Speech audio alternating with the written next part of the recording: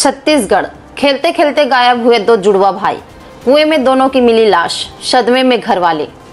छत्तीसगढ़ के धमतरी जिले के कुरुद थाना क्षेत्र के ग्राम कोकड़ी में एक दुखद घटना सामने आई है। सोमवार दोपहर से लापता दो जुड़वा भाई की लाश गांव में स्थित करीब 30 फीट गहरे कुएं में मिली।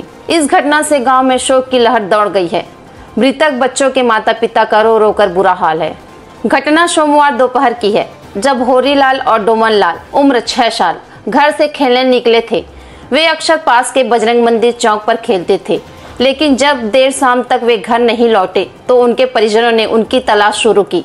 परिजनों ने बच्चों को लापता होने की सूचना सोशल मीडिया और गांव के अन्य लोगों के माध्यम से भी दी। धीरे धीरे यह जानकारी पूरे गांव में फैल गई। कुएं में सुरक्षा के लिए कोई बाउंड्री नहीं।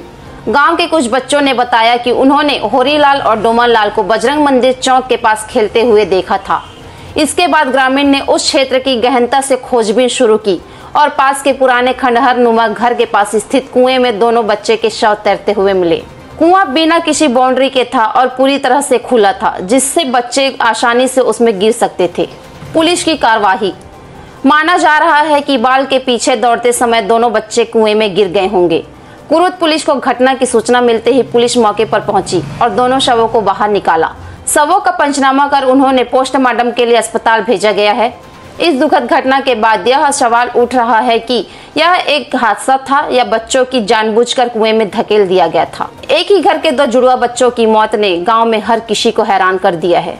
ग्रामीणों और परिवार के लोगों इस मामले में लेकर बेहद शोकाकुल हैं और कई तरह से सवाल उनके मन में उठ रहे हैं। फिलहाल पुलिस मामले की जांच कर रही है और हर पहलू का विचार कर रही है। पुलिस ने घटनास्थल का निरीक्षण किया है और जल्द ही जांच पूरी करने का आश्वासन दिया है।